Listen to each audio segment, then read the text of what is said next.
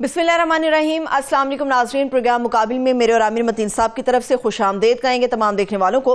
नाज़रीन, पाकिस्तान के अंदर जो सियासी महाजराई है वो तो जारी है, मगर जो अदालती महाजराई का बाब है, हम समझ रहे थे कि शायद अब ये वक्त के साथ बंद हो जाएगा, मगर अदालती महाजराई का बाब जो है वो भी बंद होने को नहीं आ रहा। सुप्रीम कोर्ट ऑफ पाकिस्तान के सीनियर जज हैं जस्टिस मंसूर अली शाह साहब, उन्होंने एक दिन के अंदर 2 नए ताज़ा खत लिख डाले हैं और ये खत उन्होंने लिखे हैं चीफ जस्टिस याहिया अफरीदी साहब के नाम, और दरखास्त ये की है कि कल जो जुडिशल कमीशन का इजलास होने जा रहा है, आपसे दरखास्त है कि उसको मुलतवी कर दिया जाए। उन्होंने इसके अंदर बहुत सारी अपनी वजाहतें भी पेश की हैं इन खतूत के अंदर कि किन वजूहात की बिना पर वो ऐसी दरखास्त कर रहे हैं या इस चीज़ का मुतालबा कर रहे हैं। इसके ऊपर हम बात करेंगे।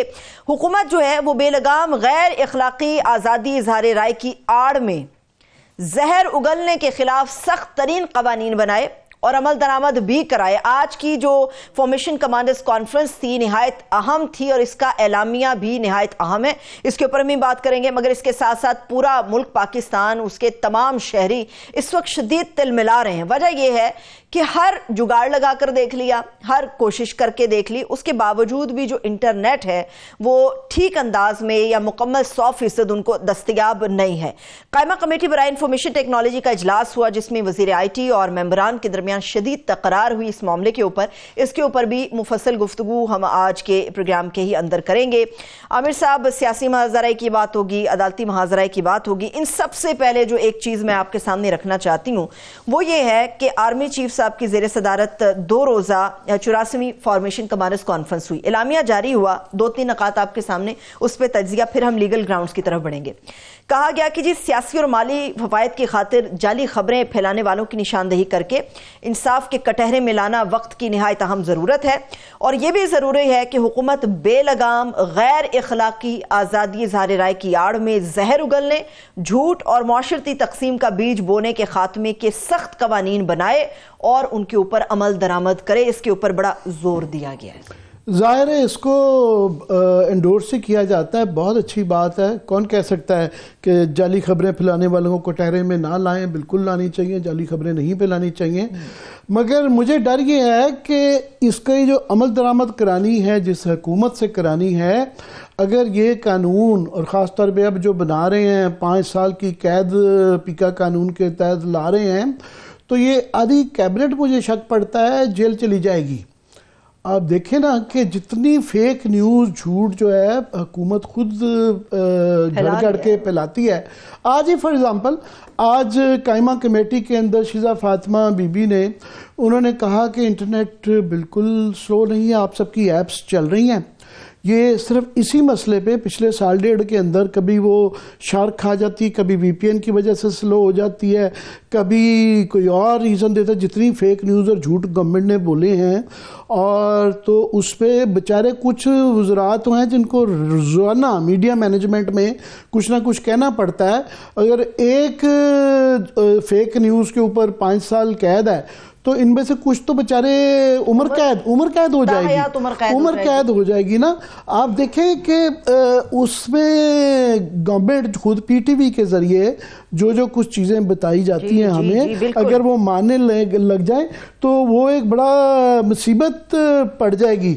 दूसरा, आप देखें कि हमारा जो मेन स्ट्रीम मीडिया है, प्रिंट का हो चाहे इलेक्ट्रॉनिक हो, उसको जिस तरीके से इररेलेवेंट बनाया गया है, पता नहीं बाय डिफ़ॉल्ट या नालायकी कह लें, जो है कि हमें हकीकत जो नहीं दिखाई दी जाती, हमारे ऊपर कवानीन है, हम पैमरा के लॉज के ताम हैं, हमारे ऊपर जिम्मेदारी है, हमें रेगुलेट किया जाता है। हम 40-40 साल के तजर्बे लेके बैठे हुए हैं, और ये जो गवर्नमेंट की पॉलिसी है इस पे भी ज़रा नज़रसानी करें, और जो है आप देखिए साथ में 200-200 जब 300 पर्चे किसी पे कर दिए जाएँ और 10 शहरों के अंदर एक ही वक्त में उसको दिखाया जाए कि उसने वारदात कर दी है, तो वो जो 2-4 असली उन्होंने ज्यादती की होती है या जुर्म किया होता है, वो भी मौका मिल जाता है उनको कहने का कि जनाब ये 200 पर्चे तो अब असली नहीं हो सकते हैं। तो ये गवर्नमेंट को खुद पहले देखना है, जिन्होंने ये अमल दरामद करना है फेक न्यूज़ को, उनके अपने भी कुछ ना कुछ एलिमेंट ऑफ ट्रूथ रखना पड़ेगा और हमें भी अलाउ करना पड़ेगा कि इसके काउंटर प्रोडक्टिव होता है, इसके असरात अच्छे नहीं होते हैं। सही है, ठीक है, बल्कि इसके ऊपर आपने बात कर ली। अब असरात तो बहुत सारी ऐसी चीज़ों के आमिर साहब जो वक्त के साथ साथ गहरे भी हो रहे हैं और नए नए असरात भी नज़र आ रहे हैं। वो अदालती महाजर आई है, हम तो समझ रहे थे कि मामलात कुछ ठंडे हो जाएंगे, बेहतरी की तरफ चले जाएंगे, मगर यहाँ तो लीगल जो बैटल है, कानूनी जो जंग है, वो बाहर के बाद में लड़ी जाएगी। अंदर खाने बहुत ज़्यादा जंग है। मैं समझता हूँ कि आज 2-4 चीज़ें बड़ी हुई हैं, ख़ास तौर पे जो 2 खतूत आए हैं जस्टिस सैयद मंसूर अली शाह साहब के, ये एक इससे एक उम्मीद की किरण जागी है, क्योंकि ये एक उम्मीद की जा रही थी कि जस्टिस फ़ायज़ ईसा साहब पाकिस्तान की अदलिया की तारीख के कंट्रोवर्शियल तरीन जज रहे हैं। उनको जो है सही कहा जाता है कि वो जस्टिस मुनीर की लीग में हैं। तो उम्मीद की ये जा रही थी कि अब ये चले जाएंगे तो इलेक्शन कमीशन भी दुरुस्त हो जाएगा, अदालत के अंदर से भी कुछ थोड़ा सा ये जो इतना जबर का माहौल है वो बेहतर होगा।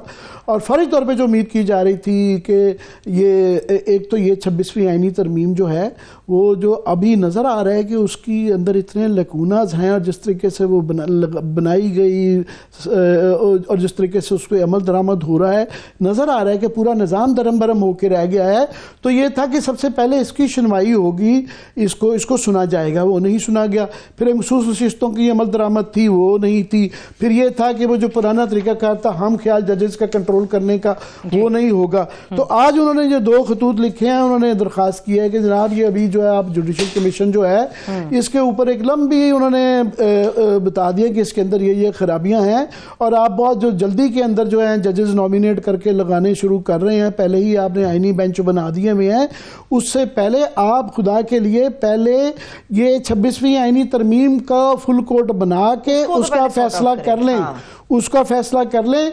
और साथ में दूसरे खत के अंदर उन्होंने एक तो ये वैसे एक प्रोप्राइटी के अखलाकी हवाले से किए, साथ में उन्होंने दूसरे खत के अंदर उन्होंने इसकी एक आईनी ज़रूरत भी, उन्होंने कहा जनाब ये गालबन 75A है आर्टिकल जो है, उसके तहत उन्होंने कहा जनाब इसके लिए रूल्स जो हैं आपको बनाने पड़ेंगे लगाने के, कि क्राइटेरियन क्या है, मेरिट क्या है, और जिनको नहीं लगाया जा रहा तो उनको क्यों नहीं लगाया जा रहा, क़वायद व ज़वाबित बनाने पड़ेंगे। वो पुराने क़वायद व ज़वाबित अब रेलेवेंट नहीं है 2010 वाले, क्योंकि ये नई इस 26वीं आईनी की रोश में नए बनने हैं। तो बेताशा इस तरह के फैसले आ चुके हुए हैं कि आपने उसके ना मिनट्स दिए गए हैं जो आपने पहले ही बेंच बनाए हैं यहाँ पे जुडिशल कमीशन ने, जो सुप्रीम कोर्ट में और सिंध हाई कोर्ट के अंदर जिस तरह का वो बनाया गया है, वहाँ देखे ना जूनियर 3 जजेस लगा दिए हैं। तो भाई क्या उनकी काबिलियत थी, क्या मेरिट था, वो मिनट्स नहीं दिए गए कि उनके ना लगाए जाने के रीजंस क्या हैं। तो ये मैं समझता हूँ उससे एक उम्मीद जागी है कि ये जो एक बिल्कुल केओस था, शायद ये चीफ जस्टिस साहब आफरीदी साहब या आफरीदी शायद इसको सियासत की नज़र ना करें और ये इसके ऊपर एक फुल कोर्ट करवा के इसका फैसला कर लें। अच्छा, फुल कोर्ट की आपने बात की आमिर साहब, कुछ देर में हमारे मेहमान हमारे साथ मौजूद होंगे, लेकिन फुल कोर्ट की जो आप बात करें, इस वक्त बहस ये चल रही है कि जस्टिस मंसूर अली शाह साहब ने जो खतूत तहरीर किए हैं जस्टिस याहिया आफरीदी साहब को, एक तो उनका इख्तियार ये नहीं है, वो अपने इख्तियार से तजावुज़ कर रहे हैं मंसूर अली शाह साहब, और दूसरी बात यह है कि फुल कोर्ट को मुलतवी करने के बारे में भी वो दरखास्त नहीं कर सकते। ये एक बहस है इस वक्त जो चल रही है। नहीं, बहस मैं नहीं समझता हूँ कि ये कोई अभी ये उन्होंने इस 2 खतूत के अंदर उन्होंने कहा कि जनाब 31 तारीख को पहले ही 31 अक्टूबर को जस्टिस मुनीब ने और जस्टिस मंसूर अली शाह ने पहले भी कहा था, मगर उसके बाद फिर ये एकदम से जल्दी ऑब्वियसली जो है ये जो कमेटी जुडिशल कमीशन है इसके अंदर ज़्यादा जो असर और रसूख है वो एग्जेक्टिव का यानी हुकूमत का है, उनके बंदे उनका जोर चलता है, उनकी मर्जी से जिस तरीके से सुप्रीम कोर्ट का लगाया गया है। उनका बेताशा सवाल है कि जस्टिस उमीनुद्दीन जो हैं उनको हेड बना दिया गया, जिनको नहीं लगाया गया, जिनकी कॉन्स्टिट्यूशनल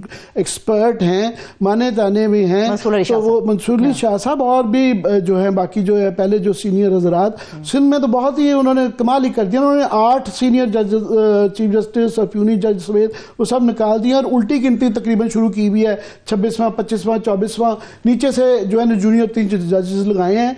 तो पहले उन्होंने कहा है, पहली तो ये है कि आप मिनट्स दें कि आपके क्या रीजंस थे, क्या आपका तरीकाकार था। फिर ये जो लगाए जाते हैं जज, सिर्फ वो ये मेरिट जो होता है वो एक होलसम किस्म का होता है।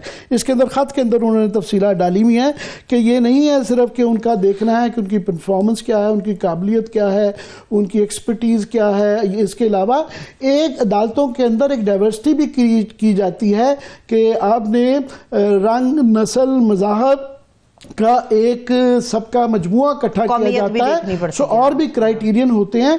तो आपने वो ये फैसले तो कर दिए, जुडिशल कमीशन ने बेंच बना दिए, मगर आपने रीजंस नहीं बताए कि क्यों लगाए गए, इनमें क्या खूबियां थी और जिनको नहीं लगाया गया उनमें क्या खामियां थी, वो मिनट्स नहीं दिए गए।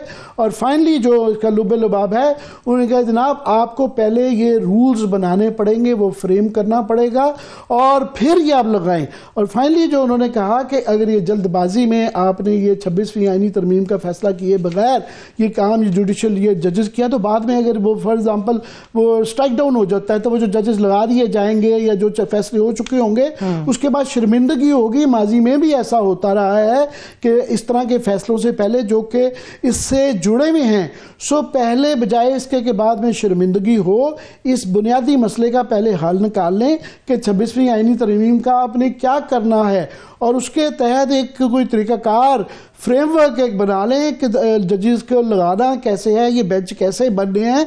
तो ये उन्होंने जो है 2 खतूत के अंदर लिखा है। ठीक है, अगर आपकी इजाज़त हो तो मैं मेहमान को अपने इंट्रोड्यूस करवा दूंगी। पाकिस्तान तहरीक इंसाफ के रहनुमा हैं, माहिर कानून है मोहम्मद अहमद पंसोता साहब हमारे साथ मौजूद हैं। बहुत शुक्रिया पंसोता साहब। माजत के साहब, मैं नईम हैदर पंजोता साहब समझ बैठी थी। बहुत शुक्रिया आपके ये मैं इससे पहले के बैरिस्टर साहब खुद वजाहत फरमाएं, ये कोई पीटीआई के मैं इसलिए अपने वापस लेती हूं। बहुत शुक्रिया, आपने अच्छा किया, खुद ही करेक्शन कर दिया। और इनको हम बिल्कुल as barrister, as independent lawyer ही बुलाते हैं। बिल्कुल। तो मैं आपसे बैरिस्टर साहब, मैंने थोड़ी सी तमीद, आप थोड़ा लेट हमें ज्वाइन कर पाए, बंद ही है कि 2 खत आ गए हैं, आई एम श्योर आपने पढ़ लिए होंगे मंसूर अली शाह साहब के। तो ये बताएं कि बुनियादी तौर पे मैंने कुछ बयान करने की कोशिश किया है, इसका क्या मफहूम, आपको क्या समझ आया है, वो क्या कह रहे हैं? सर देखें, बुनियादी तौर पर जस्टिस मंसूर अली शाह साहब जो हैं वो इन खतूत में उस कॉन्स्टिट्यूशनल क्राइसिस को इंडिकेट कर रहे हैं जो कि इस मुल्क के अंदर 26वीं तरमीम के बाद आया हुआ है। उस कॉन्स्टिट्यूशनल क्राइसिस में सबसे बड़ा क्राइसिस 26वीं तरमीम की लीगैलिटी इटसेल्फ है, जो कि रावलपिंडी बार एसोसिएशन केस की रूह में जब पहले आईनी तरमीम चैलेंज हुई थी तो एक फुल बेंच को सुनना चाहिए। मैं कहता हूं जी, आप मान लें कि कोई कानून एग्जिस्ट नहीं करता, कोई चीज एग्जिस्ट नहीं करती, उसके बावजूद अगर एक किसी ने डिसाइड करना हो कि एक कानून की वायरीज चैलेंज करनी, तो आप चाहेंगे मोर द मैरियर के जितने सुप्रीम कोर्ट की स्ट्रेंथ है वो सब उसको इकट्ठा बैठ के सुने, ताकि एटलीस्ट अ लेजिस्लेशन और a constitutional amendment should have an endorsement from the court, और अगर उसको नहीं पसंद करती तो उसको रिमूव भी पूरे का पूरा कोर्ट करे। ये उसके पीछे रैशनल और लॉजिक है। दूसरा, जस्टिस मंसूर अली शाह साहब इसमें जो जुडिशियल अपॉइंटमेंट की बात करते हैं, वो कहते हैं कि article 175 before it was of course amendment, उसके तहत एक रूल्स थे, बट जब अमेंडमेंट हो गई है उसके बाद वो रूल्स यहाँ पर एप्लीकेबल नहीं होंगे, and these rules related to the functioning of judicial commission of Pakistan. अब अगर उस फंक्शनिंग को आपने उन रूल से चलाना है, लेकिन आईनी तरमीम से आप उस तरमीम को अमेंड कर चुके हैं, तो it would not appeal to a prudent mind कि आप ये काम करेंगे। आप सबसे पहले उसका एक तरीकेकार तय करें, वो तरीकेकार वजह करें और उसके तहत आप जुडिशियल कमीशन को आगे लेके चलें। तीसरी बात उन्होंने ये कहा है कि वो बड़ी देर से इस चीज के ऊपर ही has been commenting on this कि, और जस्टिस मंसूर अली शाह साहब इनफैक्ट वो वाहिद जज हैं लाहौर हाई कोर्ट के जिन्होंने जब लाहौर हाई कोर्ट में एलिवेशंस के लिए नाम भेजे तो लोगों को कहा था वो खुद हमें बताएं, बार एसोसिएशन से नाम मंगवाए थे, प्रेसिडेंट्स को कहा था अच्छे लोगों के नाम दीजिए, उनको सबको इंटरव्यू किया, उन सबको मौका दिया। मसला पाकिस्तान में यह है कि जो जुडिशियल अपॉइंटमेंट्स हैं वो कुछ सर्टन फैमिलीज कह लें, कुछ सर्टन बैकग्राउंड्स के लोगों के पास लिमिटेड रहती हैं। लेकिन लेट्स से अगर एक वकील है जिसका कोई आगा पीछा नहीं है लेकिन is a good lawyer and he wants to be a जज, तो जस्टिस मंसूर अली शाह साहब ने उसको window for the first time provide की। तो उसी के तनाजुर में, उसी के बैकड्रॉप में वो कह रहे हैं कि जो भी आप जुडिशियल अपॉइंटमेंट्स करते हैं उसका एक तरीकेकार वजह करें, उसमें पता हो कौन शख्स है, किस तरह उसका नाम आया है। और अगर आप आइन का दिबाचा पढ़ें, जिसका मैं बहुत तज़किरा करता हूं आपके प्रोग्राम में, तो उसमें जो 10th या 11th नंबर पे लिखा हुआ है कि कोई ऐसा काम ना हो जिससे जुडिशरी की जो इंडिपेंडेंस है that should be secured, the word is secured, अब अगर उस सिक्योरिटी को आपने मेंटेन करना है तो वो तभी हो सकती है अगर आपने जुडिशियल अपॉइंटमेंट्स में ऐसे अशखास को सामने लाएंगे जो कि बेसिकली बियॉन्ड क्वेश्चन हो, जिनकी integrity. I am not saying कि जो एलिवेट हो रहे हैं उनके ऊपर मुझे कोई इतराज है, बट मैं ये कह रहा हूं जो मंसूर अली शाह साहब ने आपने सवाल पूछा कि उनका पीछे लॉजिक इसकी क्या था, दैट लॉजिक इसके उसका एक प्रोसेस और एक वो बहुत अल्फाज इस्तेमाल करते हैं अपनी जजमेंट्स में भी, लीगली सस्टेनेबल क्राइटेरिया, और दूसरी बात वो करते होते हैं कि discretion has to be justified and structured. ये नहीं हो सकता कि कोई एक शख्स बैठकर या कोई एक सर्टन ग्रुप बैठ के का फैसला करे। अगर कोई एक अमल एक शख्स ने करना है तो उस अमल को फैलाकर आप 7-8 खास पर करें ताकि उसके अंदर डिस्क्रेशन स्ट्रक्चर्ड हो। तो मैं तो इस लेटर को जो समझा वो बेसिकली स्पिरिट जो एक आपकी ड्यू प्रोसेस की है या एक स्पिरिट जो है आपकी fair I would say decision making की है, that is what is at the backdrop of this. मैं एक आपसे क्लैरिटी चाह रहा हूं अपनी समझ के लिए और नाज़रीन की समझ के लिए कि एक तो है कि इखलाकी जवाज है, प्रॉपर्टी जिसे कहते हैं हम, कि जनाब वो हम ख्याल जज नहीं होने चाहिए और इंसाफ होता हुआ नज़र भी आना चाहिए। तो ये इसका जो ये सवाल के अंदर उन्होंने 175A का जिस तरह जिक्र कर दिया है कि जनाब वो आपकी आईनी और कानूनी रिक्वायरमेंट है कि आप ये रूल्स बनाएंगे। सो ये आईनी रिक्वायरमेंट की तरफ उन्होंने पॉइंट आउट किया है या उन्होंने इसका एक इखलाकी जवाज बनाया या दोनों? नहीं सर, देखें आपको इस चीज को रियलाइज करना है कि ऑलरेडी रूल्स एग्जिस्ट करते हैं। सो अगर फर्ज करें आईनी और कानूनी जवाज नहीं भी है तो एक जवाज एग्जिस्ट करता है कि वहां पर रूल्स मौजूद हैं, और अब आप सुप्रीम जुडिशियल काउंसिल को उन रूल्स पर चला रहे हैं, व्हिच मींस कि you need rules to regulate the functioning and the working of Supreme Judicial Council. So that means rules are all the more important. मैं इस वक्त बिल्कुल आइन के तहत नहीं बात कर रहा या कानून के तहत बात नहीं कर रहा। So you need some rules. अब उन रूल्स को आप लेके जा रहे हैं पिछली प्री अमेंडमेंट, लेकिन काम आपने कर दिया है पोस्ट अमेंडमेंट। वही पुरानी बात जो आपके टीवी प्रोग्राम में की थी कि इलाज अलग को टला कर दो, तो ये उस किस्म की बात है। सो इफ यू वांट एक नई चीज आपने करनी है और आपने नए रूल्स बनाने हैं तो एक फंक्शनिंग बना ले, उससे लेट से 1 महीना प्रोसेस डिले हो जाएगा। फुल कोर्ट बैठे उसके ऊपर डिलिबरेट करे और अपने रूल्स बना ले। So in my view it is not only a constitutional requirement but it is a requirement that propriety also demand, जो कि आपने बात की है कि भाई आपने एक काम करना है। आप कह देते हैं पाकिस्तान के अंदर लेट से सूद के ऊपर कानून होना चाहिए, पर उसका एक प्रोसेस है, वो तो आपने मुख्तस करना है कि नहीं करना। तो इसी तरह जब आप कुछ चीज को बात करते हैं, आइन तो बेसिकली बात करता है प्रिंसिपल्स की, आइन बात करता है उन बेसिक ब्रॉड प्रिंसिपल्स की जिनको आपने इन्फोर्स करना है, बट उन प्रिंसिपल्स को चलाने के लिए जिस तरह आप सुप्रीम कोर्ट की फंक्शनिंग है, आप सुप्रीम कोर्ट के बारे में तो लिखते हैं वहां पर कि सुप्रीम कोर्ट एग्जिस्ट करेगा, बट आइन के अंदर ये तो नहीं लिखा हुआ कि सुप्रीम कोर्ट ने चलना किस तरीके से। वो बातें आपकी supreme court rules and order में आती हैं, इसी तरह high court rules and order में आती हैं। So for me these rules have to be formed under the new amendment। अगर आपने लेके चलना है उसमें आप तरीकेकार वजह करें और उसमें वो सारी चीजें इंट्रोड्यूस करें जिसके ऊपर हम अपनी इस खत में उन्होंने ये भी जिक्र किया है कि जनाब आपने जो ये आईनी बेंचेस बनाए हैं इसके अंदर मिनट्स नहीं बताए हमें कि आपकी क्या रीजनिंग थी। जाहिर है ये रूल्स पुराने वाले एप्लीकेबल नहीं है, नए बनाए नहीं गए हैं, तो ये मिनट्स हम भी बड़े इंटरेस्टेड होंगे कि उन्होंने after all in the absence of these rules क्या क्राइटेरियन अप्लाई करके ये किया गया है। तो और ख़ास तौर पे यहाँ के ऊपर तो सवाल है ही है कि जस्टिस अमीनुद्दीन जो हैं उनसे जो सीनियर लोग थे उनमें क्या कबात थी। सिंध के अंदर तो कमाल ही हुआ है और एक जज साहब ने तो इनकार भी कर दिया है उसके ऊपर कि जिस तरीके वहाँ पे सीनियरिटी को पामाल किया गया है वो तो खौफनाक है। देखिए सर, जो आईनी बेंचेस का मामला है, आईनी बेंचेस के ऊपर बिल्कुल उनकी बात दुरुस्त है कि in the absence of any rules what is the procedure that you adopted, because that procedure has to be once again legally and constitutionally sustainable. इस तरह नहीं हो सकता कि वो एक हवा में प्रोसीजर जिसके तहत आप इतनी इंपॉर्टेंट चीज जो है उसको लेके जा रहे हैं। प्लस उससे भी ज्यादा जरूरी बात उन्होंने ये की है कि justice Mansoor Ali Shah and justice Munib ने 2:1 पे फैसला कर दिया था और उस फैसले में कहा था कि आईनी तरमीम जो है उसको आप बेसिकली लगाएं, फिक्स करें फॉर फुल बेंच। उसका उन्होंने आगे ये बात की कि अगर वो फुल बेंच के सामने लगती है और उस आईनी तरमीम की वायरीज जो है वो चैलेंज हो जाती है और आईनी तरमीम फर्ज करें for some reason strike down हो जाती है, तो ये सारे के सारे जो हम एक्सपेंस कर रहे हैं, जो सारे के सारे रिसोर्सेज एलोकेट कर रहे हैं, ये सारे पॉइंटलेस हो जाएंगे। और अगर वो फॉर सम रीजन इसको सस्टेन कर देते हैं कि द आईनी तरमीम should continue, then in that event ये it will be a plausible exercise. तो ये बात उनकी बिल्कुल दुरुस्त है। जहां तक आईनी बेंचेस की अपॉइंटमेंट आपने सिंध की बात की है, hats off to the chief justice of Sindh high court, जो उन्होंने बेसिकली एक वो जजमेंट दी और उस जजमेंट में उन्होंने अपनी ज्यूरिसडिक्शन प्रोटेक्ट की है। उन्होंने कहा है कि इसमें ये नहीं है कि हमारी जो आपकी तमाम रिट्स हैं, हमारी हेबियस कॉर्पस की हमारे पास है, प्रोहिबिटरी जो सारी, उन्होंने बात की एक फंक्शनिंग की। उन्होंने कहा जो 2 रिट्स जिनका जिक्र किया गया आईनी तरमीम के अलावा बाकी सारी रिट्स जो है हम एक्सरसाइज खुद कर सकते हैं। So he has very clearly marked his territory, और उन्होंने कहा है कि इस टेरिटरी के अंदर मैं इस 26वीं तरमीम के बाद भी किसी को इंटरफेयर करने नहीं दूंगा। So I think that is very brave of Sindh chief justice. ये जो तशरीह मैं भी समझना चाह रहा था, मैं उसी तरफ ही आ रहा था कि वो बुनियादी तौर पे ये कह रहे हैं कि 26वीं जो तरमीम है ये एक आईनी अदालतों के क़याम के ऊपर तो करता है, मगर ये दूसरी अदालतों के इख्तियारात या जुरिस्डिक्शन को नहीं वापस लेता है, रोकता नहीं है। ये ऐसे ही है? बिल्कुल जी, जो हमारी रिट जुरिस्डिक्शन है जो कि बड़ी मशहूर है, जिसके बारे में बात की जाती है बार बार कि रिट फाइल की, उसकी 3-4 फॉर्म्स है। उसमें सर्शुरारी है, उसमें आपकी रिट ऑफ मैंडेमस है, उसमें आपकी रिट प्रोहिबिटरी है, फिर हेबियस कॉर्पस है।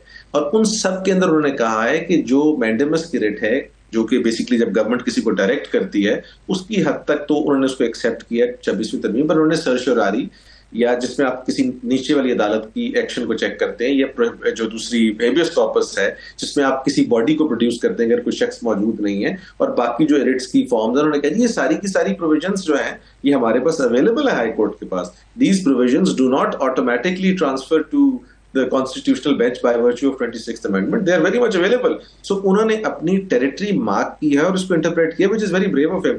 I think which is need of the day for Lahore High Court, Sindh High Court, Balochistan High Court and other high courts in the country, ताकि उनको पता लगे कि हमारी ये तो नहीं हो सकता कि 199 सारी की सारी है। फिर लाहौर में एक और मसला जो बैरिस्टर साहब अब आ गया है, वो आ गया है कि अगर ये उनकी ये पहले भी वो कह चुके हैं, अगर ये 26वीं आईनी तरमीम आज नहीं तो कल सुनी तो जाएगी, कितना किसको लटकाएंगे। तो ये फुल कोर्ट जो है, उन्होंने कहा कि फुल कोर्ट सुने, और फुल कोर्ट के ऊपर भी अभी क्वेश्चन आता है कि हाल ही में जमाल मंदुखेल साहब ने, उन्होंने जज साहब ने ये ऑब्जर्वेशन दी, फैसला नहीं था, ऑब्जर्वेशन थी कि ये आईनी अदालत ही फुल कोर्ट है। तो ये क्या ये आईनी अदालत फुल कोर्ट होगी, या फुल कोर्ट जो हमें बचपन से बताया गया था वो फुल कोर्ट होगी? नहीं जी, मैं बहुत अदब से जमाल मंदोखेल साहब के इस व्यू से एग्री करता हूँ, बिकॉज आईनी बेंच फुल कोर्ट तो नहीं हो सकता। फुल कोर्ट की तो डेफिनेशन फुल कोर्ट की ही है, और वो वही होगा जो सुप्रीम कोर्ट की स्ट्रेंथ है, प्लस आपके supreme court rules and orders के मुताबिक है। दूसरी बात, मैं एक और आपको मफरूजा देता हूँ, what if the constitutional bench जो कि हमारा आईनी बेंच बना है वो स्ट्राइक डाउन कर देता है 26th अमेंडमेंट, तो आप इन तमाम लोगों को इस जुडिशियल प्रोसेस से क्यों गुजारना चाहते हैं कि कल को उनके लिए एम्बैरेसमेंट हो, अगर उनको लेट से रोल बैक करना पड़े? हम अस्यूम कर लेते हैं कि ये वो रोल बैक कर देते हैं। सो इस केस को आइदर वे आप लगाएं, ऑफ कोर्स लगना तो फुल बेंच के सामने चाहिए, बट ना ही कॉन्स्टिट्यूशनल बेंच के पास लग रहा है ना कहीं और लग रहा है। वैसे मैं आप जैसा ऑप्टिमिस्ट नहीं हूं कि ये आईनी अदालत जो कि बेनिफिशियरी है वो ही इसको जो है स्ट्राइक डाउन करे, मुझे ऐसे आसान नजर नहीं आते। मेरे एक और क्वेश्चन ये भी आता है ना, जी वो आपसे उनके आगे पेश नहीं होना इसलिए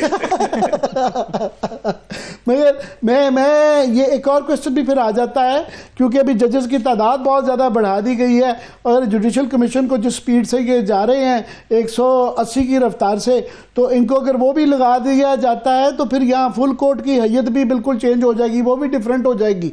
और जिस तरह के से ये हम ट्रिब्यूनल्स के अंदर देख रहे हैं कि रिटायर्ड जजेस के पास अपने घर के सारे केसेस जाना शुरू हो गए हैं, इस्लामाबाद में भी और लाहौर में भी, तो फिर ये तो एक मजाक ही बन जाएगा ना। देखिए जी, जहां तक तो इलेक्शन मैटर्स हैं उस पर चूंकि अब सुप्रीम कोर्ट की जजमेंट आ गई, उस पर हम फेयर कमेंट तो कर सकते हैं। वो रिटायर्ड जजेस के पास भेजना जो है, मैं समझता हूं कि वो इलेक्टोरल प्रोसेस की तौहीन है, और उन लोगों के साथ भी ज्यादती है कि आप उन जजेस को किस काम पर लगा रहे हैं। बिकॉज आधे केसेस आपके सिटिंग जजेस सुन रहे हैं और आधे आपके रिटायर्ड जजेस सुन रहे हैं। इजला की जो तकसीम है वो आपने पता नहीं किस बेसिस पर या किस प्रिंसिपल पर की है, और बड़ी इंटरेस्टिंग तकसीम है। आपकी जगह आपकी बात काट रहा हूँ, ये आप नज़ारा पेश हुए हैं, मगर आप जो ये कह रहे हैं ना कि वो उन बेचारों के साथ भी ज्यादती है, वो बिल्कुल बड़े खुश हैं, घर के अंदर रिटायर्ड लाइफ गुजार रहे थे, घर में इज्जत होनी काम शुरू हो गई हुई थी, तो सारा पैराफेरेनालिया मिल गया, प्रोटोकॉल मिल गया, तनख्वाह मिल गई, इख्तियार मिल गया, वो बड़े खुश हैं, वो बेचारे नहीं हैं। एक अच्छा पैकेज है।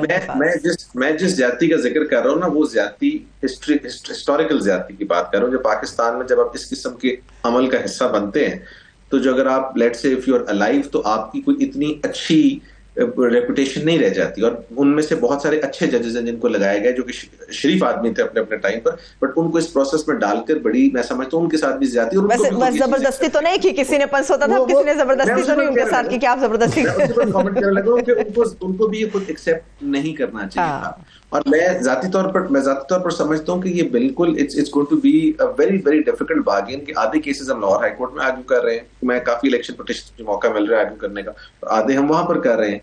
तो वो मेरी समझ से बाहर है कि वो किस तरह वो जो एक बैलेंस है उसको मेंटेन किया जाएगा। वो उनके साथ भी वही सलूक होगा जो जिस तरह हम पीसीओ जजों का जिक्र करते हैं ना कि ये इसके वालिद साहब इस बच्चे के जो ना पीसीओ जज थे, तो उनके भी बच्चे ये कहा करेंगे डैडी जो थे ना ये वो जो जज बनाए गए थे ना टेम्परेरी, ये वो वाले जज थे।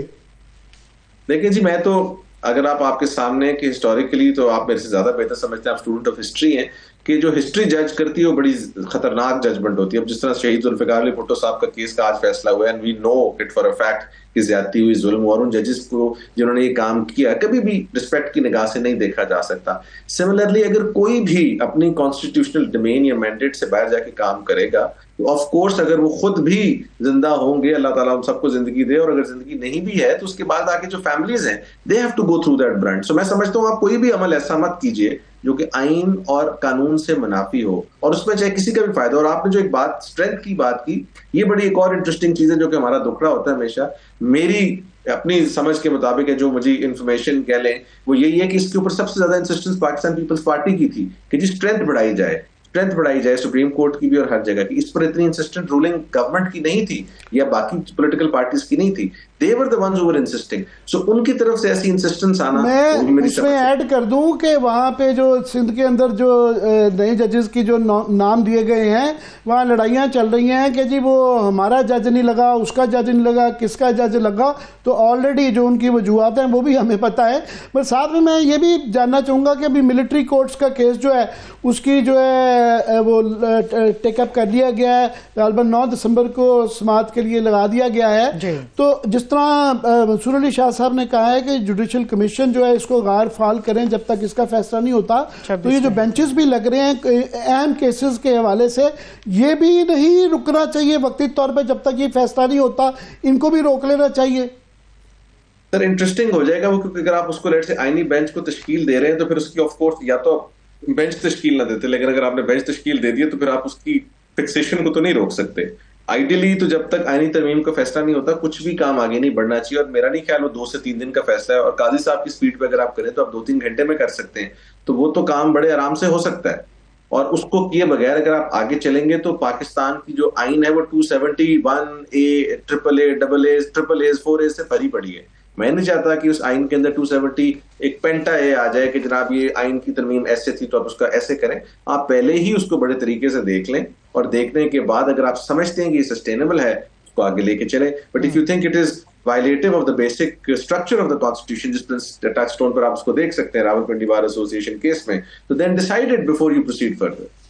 जी, साथ में ही आज एक और बड़ा फैसला है कि GHQ हमले के जो है ना फर्द जुर्म जो है ना आयद कर दी गई है। बल्कि इस वक्त एज वी स्पीक इस वक्त अडियाला के बाहर एक लाइव सिचुएशन चल रही है कि वहाँ पे उमर अयूब हैं और राजा बशारत हैं, उनको उन्होंने गिरफ्तार कर लिया है। जबकि उनका कहना यह है कि हमारे पास प्रोटेक्टिव बेल मौजूद है, हमारी फांसी जमानत हमारे पास है, मगर 2-4 घंटे से वहाँ पे ये एक कशमकश चल रही है और अभी तक जब तक हमें इतला है कि अभी तक उनको छोड़ा नहीं गया। देखें इसमें आमिर साहब जो ये रिलेटेड व्यूज है मेरा है ना जी, इस पे 9 मई वाले सारे केसेस पर, उस पर तो मैं बड़ी देर से एक बात ये कह रहा हूँ कि 9 मई के केसेस जो है उनको एट द अर्लीस्ट डिसाइड होना चाहिए। वो चाहे फर्द जुर्म लगती है जैसे भी तरीका है, ऑफ कोर्स क्रिमिनल ट्रायल में फर्द जुर्म का लगना सबसे इंपॉर्टेंट है। इन केसेस को आइदर वे ट्रायल आउट इसलिए होना जरूरी है कि जो जो इसमें रिस्पॉन्सिबल हैं वो भी हमें पता लग जाए ट्रायल के थ्रू, और जो लेट से बाइज्जत बरी होते हैं वो भी पता लग जाए। लेकिन अगर आप इसको लिम्बो में रखते हैं तो उसका फायदा कोई नहीं है। सो लेट से अगर आज उसके ऊपर फर्द जुर्म आयद हुई है तो of course I am expecting कि ट्रायल को जल्दी खत्म किया जाए, बिकॉज ऑफ कोर्स इस चीज पर तो पाकिस्तान में सबका अलीमा बीबी का भी यही बयान आया है कि अच्छी बात है कि सबूत तो सामने आए, क्योंकि ये ज्यादती है कि 1.5 साल तकरीबन हो गया और वो लोग जेल में हैं, और कई दफा हो सकता है इतनी 1.5-2 साल की ही सजा हो, तो वो सजा तो वो भुगत रही है, और वो लोग भी कम नहीं है। मेरे 100 के करीब जो है लोग हैं जिनके ऊपर फर्ज आयद की गई है। आई थिंक 168 लोगों के ऊपर फर्ज जुर्म लगी है। और जो इम्पोर्टेंट बात है, ये दोनों साइड से बहुत इंपॉर्टेंट है, बिकॉज जिन लोगों ने एक्चुअली ये अमल किया है उनको सजा मिलनी भी जरूरी है, एंड सिमिलरली जिनका कोई कसूर नहीं है और अंडर ट्रायल प्रिजनर्स हैं, उनको ऑफ कोर्स एक्सोनरेट करके एक्विट करना भी बहुत जरूरी है। So it's equally an important case from both sides. इसलिए मैं बार बार कह रहा हूं कि मेरे से जब कोई इन केसेस पर डिस्कशन करता है तो मैं उनसे हमेशा कहता हूं कि ये हमारा वंस अगेन इंडिकेट करता है जो जुडिशियल सिस्टम है उसका फेलियर, कि ये आज तक हम ये केसेस डिसाइड नहीं कर सके, और ये केसेस डिसाइड होने चाहिए, साथ साथ हर तरह का केस डिसाइड होना चाहिए, but this is a very important case. So let's see कि इसमें एविडेंस वगैरह सामने आएंगी, चीजें सामने आएंगी, और उसके इन अकॉर्डेंस विद लॉ जो भी फैसला होता है दैट शुड बी डन। साहब, हमें बड़ी उम्मीदें थी कि जस्टिस फायज ईसा के जाने के बाद अदालत जो है एक शायद इसके अंदर से कोई अच्छी ठंडी हवाएं वहाँ से आएँ, मगर वो नहीं आई। 2 चीज़ों पे, एक तो ये वाला 26वीं आईनी तरमीम जो है टेकअप नहीं की गई, उसके बाद फिर जो है वही हम ख्याल जजेस का जो पहले इतना शोर था वो तकरीबन वही बना दिया गया, और फिर तीसरा जो मखसूस नशिस्तों का फैसला है जिसके ऊपर अमल दरामद नहीं किया। तो आप क्या समझते हैं कि जो अब मजीद दो खतूत आए हैं, पहले भी एक खत लिखा गया था, 1-2 दफ़ा खत आ चुके हुए थे, कोई असरात नहीं हुए थे इसके, तो अब क्या ख्याल है कि क्योंकि उन्होंने इस दफ़ा तो 175A कोट किया है, तो क्या इसके ऊपर ये अब उनके ऊपर लाजिम हो जाएगा? आप उम्मीद कर रहे हैं कि ये लग जाएगा फैसला? मैं समझता हूँ जी जो चैलेंज है असल चीफ जस्टिस पाकिस्तान के लिए कि क्या 26वीं तरमीम पास होने के बाद remaining with in his mandate क्या वो ये सब काम कर सकते हैं जो मंसूर अली शाह साहब उनसे एक्सपेक्ट कर रहे हैं। मेरी जाती नजर में तो of course he is a very senior जज, मंसूर अली शाह साहब अगर वो लिख रहे हैं तो बिल्कुल ये काम हो सकते हैं और होने चाहिए। लेकिन याया अफरीदी साहब का जो चैलेंज है वो ये है कि वो भी इस चीज को देख रहे होंगे कि मैं कितना कंस्ट्रेंट हूं, क्या मैं ये काम कर सकता हूं कि नहीं कर सकता, लीगली आई एम स्पीकिंग। तो अगर वो ये कर सकते हैं तो मेरा ख्याल है उनसे मेरी एक्सपेक्टेंसी भी यही है, एक्सपेक्टेशन भी यही है कि he will do it and he must do it. मैं बिल्कुल साहब समझा नहीं आपकी बात कि पिटिशंस आई हुई हैं और तमाम जिनकी पिटिशनर्स हैं वो बड़े रेलेवेंट पार्टीज हैं, तो वो क्या चीज़ आड़े है, क्या लिमिटेशन है उनकी उसको इतनी एक अहम एक आईनी तरमीम है उसको टेकअप करने में, लीगल इम्पेडिमेंट्स क्या हैं? सर सबसे बुनियादी लीगल इम्पेडिमेंट ये है कि क्या इस आईनी तरमीम को फुल बेंच के आगे लगाना है कि आईनी बेंच के आगे लगाना है। अगर आप लेट से याया अफरीदी साहब की साइड से होकर देखते हैं, मैं आपको दोनों व्यूज दे देता हूं। मंसूर अली शाह साहब का व्यू ये है कि चूंकि आईनी बेंच की कॉन्स्टिट्यूशन से पहले प्रैक्टिस एंड प्रोसीजर जो कमेटी है उसमें ये फैसला हो चुका, तो लिहाजा आप कॉन्स्टिट्यूट कर सकते थे, तो आपको करना चाहिए था। आज की डेट में आईनी बेंच कॉन्स्टिट्यूटेड है तो आईनी बंदिश है याया अफरीदी साहब पे, उसके अलावा वो कहीं और भेज नहीं सकते। सो अब ये पहला मूट पॉइंट होगा। मंसूर अली शाह साहब ऑफ कोर्स इस पर उनका व्यू ये होगा कि आपको उस दिन ये कर देना चाहिए था, तो आप रेट्रोस्पेक्ट में जाके करेंगे कि आज की डेट में करेंगे। दूसरी बुनियादी चीज ये होगी कि क्या in the presence of these things, ये जो इस वक्त हमारी स्ट्रक्चर है सुप्रीम कोर्ट का फलाना, उसमें क्या कोई कॉन्स्टिट्यूशनल केस आपका नॉर्मल बेंच सुन सकता है कि नहीं सुन सकता, बिकॉज वो भी एक एक्सपेक्टेशन है। तीसरी बात ये होगी कि जो अब हम शाह साहब के ऑफ कोर्स दूसरी साइड के व्यू को हम डिस्कस कर रहे हैं, जिस पर उन्होंने कहा कि जी रूल्स जो हैं वो बनाने जरूरी हैं या नहीं, इन सब चीजों के ऊपर चूंकि ये डिबेटेबल पॉइंट्स हैं, ये ऐसे पॉइंट्स हैं जिन पर शायद आईनी पोजीशन एब्सोल्युटली क्लियर ना हो, तो जस्टिस याया अफरीदी साहब का हो सकता है डिफरेंट व्यू। मैं टाइम की कंस्ट्रेंट है, मैं क्विकली आपसे जाना चाह रहा हूँ। बिल्कुल ये समझ आ गई कि उनके लिए ये लगाना मुश्किल नहीं है, इसका ये फैसला करना एक उनको डिटर्मिन करना पड़ेगा कि ये फुल कोर्ट होगा या ये आईनी अदालत होगी।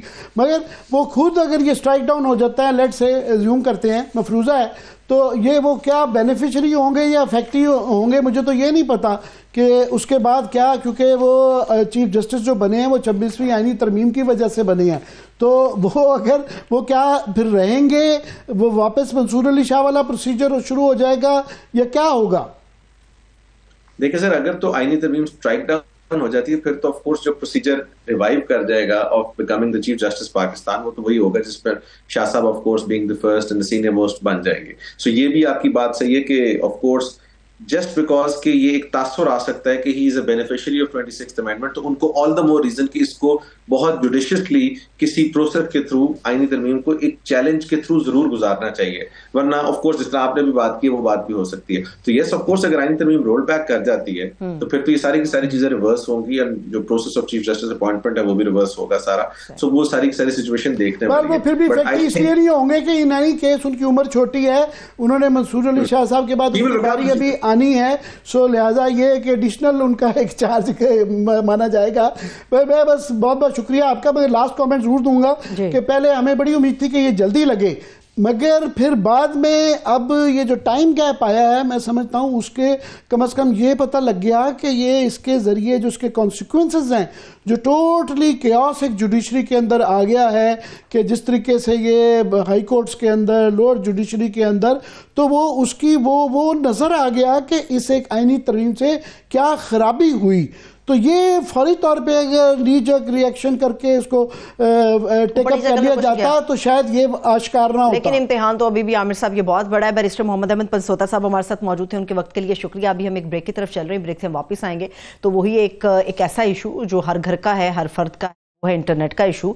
और ये सिर्फ आम पाकिस्तानी का इशू नहीं है, बल्कि जो लोग इस वक्त पार्लियामेंट में बैठे हैं, कमेटियों में बैठे हैं, रिप्रेजेंट करते हैं सियासी जमातों को, ये उनका भी इशू है। ब्रेक से वापस आके इसके ऊपर बात करेंगे। Stay with us.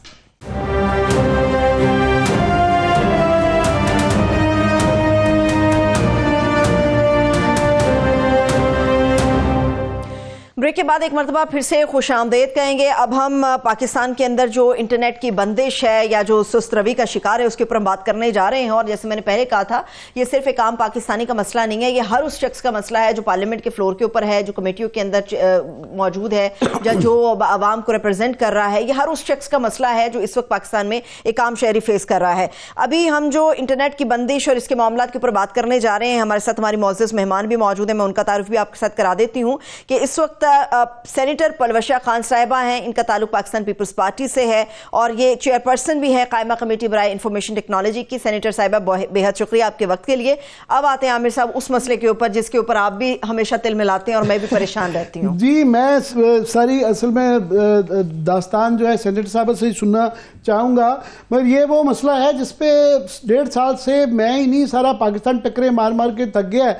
और आपके आने से पहले हम ये बात कर रहे थे कि आज वो बड़ी फेक न्यूज़ की बातें हुई और जितने फेक न्यूज़ हुकूमत ने खुद हमें इस मसले पे दिए कि कभी VPN से की वजह से कमज़ोर कर दिया, कभी का शार्क खा गई, कई दफ़ा कुछ और पता नहीं क्या क्या कुछ हमें झूठ नहीं बोला गया।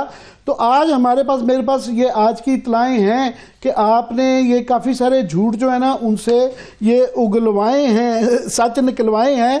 तो मैं ये पढ़ देता हूँ जो आपने उनको ख़ास तौर पे VPN के हवाले से जो हमें बताया जाता है, क्या उन्होंने कहा।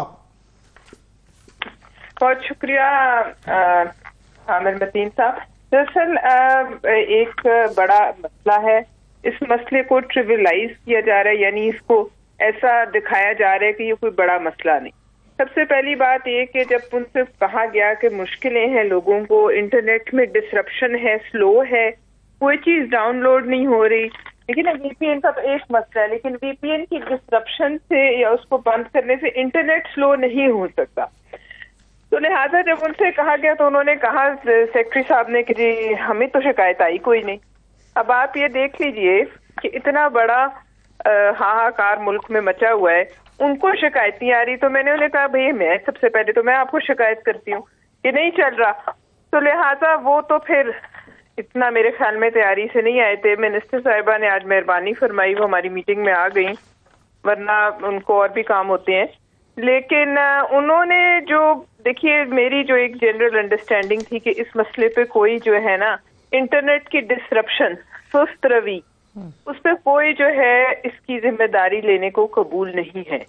जो पाकिस्तान सॉफ्टवेयर हाउस एसोसिएशन ने मुझे एक पब्लिक पिटीशन की, जिसको मैंने उठाया, वो लोग आए हुए थे, उसका भी मिनिस्ट्री ऑफ आईटी को नहीं, मिनिस्टर साहिबा को नहीं इल्म था कि उन्होंने हमें कोई खत लिखा है।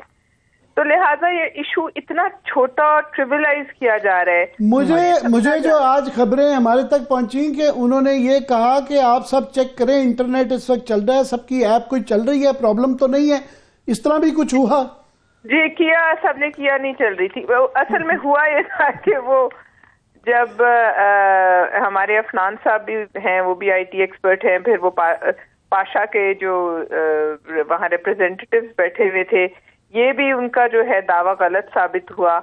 और जो है उस पे वो दिखा रहा था स्पीड है ज्यादा, लेकिन जब हम डाउनलोड करने की कुछ कोशिश करते थे तो वो नहीं होता, जिसका मतलब है कि there are disruptions and also means it is not due to the VPN का इंटरनेट के स्लो होने से, व्हाट्सएप के ना चलने से कोई ताल्लुक नहीं, किसी चीज के डाउनलोड ना होने से VPN का जो है बंद होने का भी कोई ताल्लुक नहीं। ये बात भी सामने आई। फिर ये भी सामने आया कि कोई आज तक जो है एक फॉर्मल मीटिंग स्टेक होल्डर्स, जो कि पाशा है या और भी होंगे, पाशा इस वक्त सबसे बड़ा उनका रिप्रेजेंटेटिव है जितने हमारे सॉफ्टवेयर हाउसेज हैं, उनके साथ आज तक कोई मीटिंग ही नहीं की गई जिसमें उनकी कोई राय ली गई हो, उनको बताया गया हो इतना बड़ा इम्पैक्ट काम हम कर रहे हैं, आप कुछ बताएं, कोई मशवरा दें, वो भी नहीं हुआ।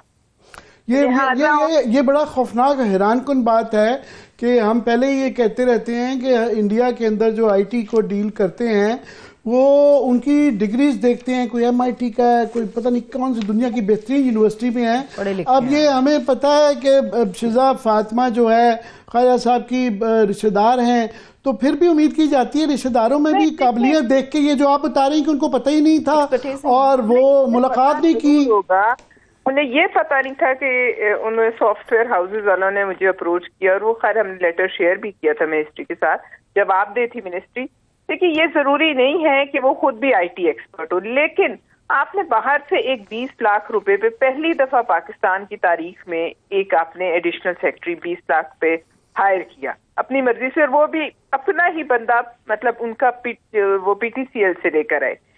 जब काम ही नहीं करना, जब कुछ करना ही नहीं है, एक फौज जफर मौज है।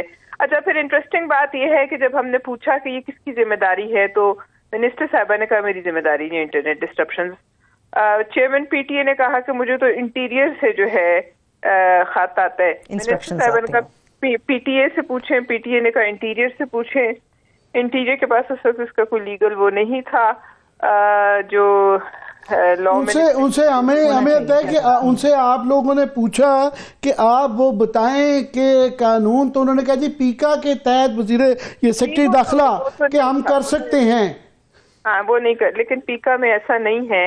उनको देखिए, मैं आपको एक बात बताऊं, सबसे पहली बात ये समझे कि VPN अगर ये बंद भी कर दें तो उससे एक अलग वो मसाइल होंगे, लेकिन VPN अगर बंद भी हो जाए तो इंटरनेट स्लो नहीं हो सकता। इंटरनेट स्लो करना एक अलग मसला है।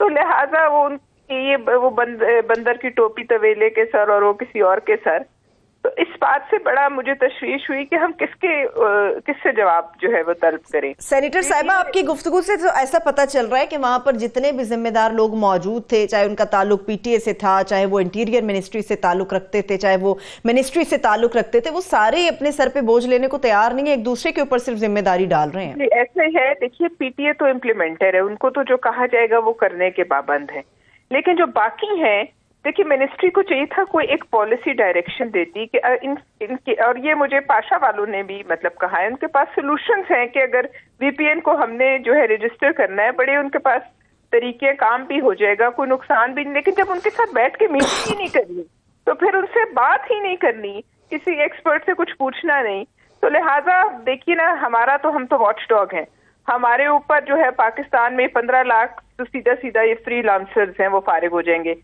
फिर हमें वो पाशा के रिप्रेजेंटेटिव ने वहां बताया कि 1 घंटे की आउटेज से जो है उन्होंने $1 मिलियन, शायद 10 million, I am not sure, मैं देख लेती हूँ, लेकिन उन्होंने बताया कि ये नुकसान है। और जी वो नुकसान तो वो गवर्नमेंट के अपने जो इंडेक्स आते रहे हैं कि वो कभी 400 मिलियन, 300 मिलियन, इस तरह के $1 million due to 1 hour of net outage, $1 million का हर घंटे का नुकसान। उन्होंने हमें ये भी बताया कि उनके पास कोई वो मैनेज कर रहे थे अफ्रीका के किसी मुल्क का स्टॉक एक्सचेंज, घंटा जब हमारा ये बंद हुआ तो वो स्टॉक एक्सचेंज भी गिर गया उस मुल्क का। तो लिहाजा वो कहते हैं कौन हमारे पास आएगा। लोग सेनेटर साहब, आपकी तफ्तीश ने क्या बरामद क्या किया? क्योंकि हमें भी ये नहीं समझ आता कि ये कौन करवा रहा है। जिस तरह वो आपकी मीटिंग में भी पिंग पोंग होता रहा कि वो क्या ये खुरा जो है ये इंटीरियर मिनिस्ट्री पे निकलता है कि IT की मिनिस्ट्री पे निकलता है, किसका कसूर है? देखिए, इस मुल्क की जितनी इंटरनेट रिलेटेड इश्यूज है, IT को कैसे मैं कह सकती हूँ कि वो अब बरी जिम्मा, अगर उनको कोई ऑर्डर कोई करती है दूसरी मिनिस्ट्री तो जाहिर है वो इंटरवेंशन कर सकते हैं, अपनी राय दे सकते हैं, लोगों को बिठा सकते हैं, लेकिन उनके पास कोई पॉलिसी नहीं। अच्छा, फिर ये लोग जो बेरोजगार होंगे, ये भी मैंने पूछा कितने अरसे आपको फिर उन्होंने एक और कहानी हमें ये बताई कि ये जो डिग्रेडेशन है, ये बड़े अरसे से पैसे नहीं लग रहे IT में, तो ये डिग्रेडेशन हो गई। लेकिन 6 माह पहले तक तो हम आप इसी जो अवेलेबल कैपेसिटी पे हम अपना गुजारा कर रहे थे। अब ना 6 महीने में हम 25 से 50 करोड़ वो हो गए हैं, करोड़ लोग हो गए हैं, ना कोई इतनी डिग्रेडेशन हुई है। तो वजह क्या है कि आपने इंटरनेट क्यों स्लो किया हुआ है? मगर आपको क्या वजह समझ आई? क्योंकि हमें इतनी चीजें बहाने बनाए गए हैं अदालतों के आगे भी, कभी कहते हैं तखरीबकारी को रोकने के लिए, कभी कहा VPN की वजह से जो अटैक्स हुए हैं, ये भी अजीब बात थी। खैर, इस पे मैं ज्यादा तबसरा नहीं करती, खुद ही बताएंगी वो। लेकिन आप मुझे ये तो आज अपना आप थोड़ा सा SHO लग रहा था। हमारी तो ये कमेटी एक अजीब सा वहाँ माहौल था कि इन्वेस्टिगेशन थी, कोई अपनी जवाब देने को तैयार नहीं था, सब जान छुड़ा के निकल गई। लेकिन बहरहाल मसले का हल नहीं है। हल ये है कि इस पे बैठ के या वजीर आजम साहब जिम्मेदारान, हमने अगली मीटिंग में सबको बुलाया है, लेकिन बहरहाल हम तो शोर मचा सकते हैं। ये काम वो कंसर्न्स जो हैं, जो वजूहात हैं, वो सब कुछ समझ भी आ सकते हैं, मगर एक अपने पाव गोश्त के लिए पूरा ऊंट तो नहीं ज़िबा किया जाता कि जी बिजली के फवायद भी हैं, नुकसान, बजाय इसके कि उसके की एक आधी ऐप या एक आधी चीज़ को रोकने के लिए आप बिजली ही बंद कर दें। ये ऐसा ही है। देखिए, उसका है एक हल है जो हमारे ये बड़े ज़हीन लोग हैं, ये सॉफ्टवेयर हाउसेज एसोसिएशन वाले, उनके पास इस तमाम मसले का हल है, जिसमें हमारे सिक्योरिटी कंसर्न्स भी जो हैं किसी सूरत भी वो नहीं होंगे कॉम्प्रोमाइज, और ये जो है बिजनेसेस भी आ जाएंगे। उनके पास बड़ा अच्छा हल है। लेकिन उनको अगर ये बुलाएंगी तो देखिए IT मिनिस्ट्री का काम है ना कि वो बुलाएं। वो कहते हैं कि हमारा ताल्लुक नहीं, इंटरनेट आउटेज होती है तो ये। सेनेटर साहब, हम भी वो हल जानना चाहेंगे, क्योंकि हमें जो समझ आती है एज अ ले पर्सन कि चाइना ने, जो कि एक अथॉरिटेरियन स्टेट है, उन्होंने भी फायरवॉल लगाई हुई है, उनका भी उस तरीके से वो नहीं कंट्रोल कर पाते। तो हमारे सॉफ्टवेयर वालों के पास भी क्या हल है? कोई रोशनी डाल सकती हैं? देखिए, ये एक अलग इशू है फायरवॉल। हम तो भी इस वक्त ये कह रहे थे कि लोगों को काम करने जितना, इंटरनेट क्यों एकदम से बंद हो गया ना, कोई वजह समझ नहीं आती। एक वो शार्क थी जो हर रोज हमारे केबल ढूंढ के खाती थी, वो उससे अब जान छुटी है, तो अब ये इंटरनेट क्यों स्लो हो रहा है। लेकिन मुझे अफसोस ये है कि इन्होंने कुछ सोचा भी नहीं है बैठ कर के भाई क्या जवाब, कम अज कम कमेटी को क्या जवाब देना है। सिर्फ आगे के 6, 8, 10 महीने, 12 महीने, 2 साल में हम क्या होगा, इतनी फाइबराइजेशन हो जाएगी, उस फाइबर में से गुजरेगा क्या? जिस फाइबर में से कोई इंटरनेट जब हो गई थी तो गुजरेगा क्या? मैं वैसे सेनेटर साहबा आपकी बात सुन के आई एम श्योर आप भी मेरी तरह उतने ही परेशान होंगी कि 1.5 साल से लोगों की करोड़ों जो हैं, अरबों का नुकसान हो चुका है और मिलियंस ऑफ डॉलर्स का बेरोजगारी हो गई है। और ऐसे मुल्क में जहाँ पहले ही गुर्बत भी है, बेरोजगारी भी है, और ज़्यादातर नौजवान बच्चे हैं जो अपना खुद रोजगार सॉफ्टवेयर के जरिए, और उनके पास और कोई जराए नहीं है, इसीलिए उन्हें नौकरी नहीं मिलती। जुल्म की बात ये, इसलिए उन्होंने अपना एक ऑल्टरनेट जरिया ढूंढा जिसमें वो मुल्क का भी फायदा कर रहे थे। और इनकी नालायकी जो आप बता रहे हैं कि उनके पास जवाब भी नहीं है, उनको पता भी नहीं है, उनसे बात भी नहीं की है, कमाल है। वैसे मेरे पास मैं आपको वो इनवाइट करूंगी नेक्स्ट मीटिंग में, आप आकर खुद देख लीजिए। मुझे कोई जवाब नहीं मिला, मैंने 2, 2.5, 3 घंटे सर खपाया, हम सब ने पूछा क्या करना है, ये भी नहीं पता कि अब इससे आगे क्या करना है, ये इतना ब्लाइंड स्पॉट पे हम पहुंच गए। बहुत शुक्रिया, thank you so much senator साहिबा। इंशाल्लाह अगले हफ्ते आपको दोबारा सहमत देंगे। सेनेटर पलवशा खान साहिबा हमारे साथ मौजूद है। आमिर साहब, आपका भी शुक्रिया, इजाजत दीजिए, अपना बहुत सा ख्याल रखिए। मैं खड़ा हो गया।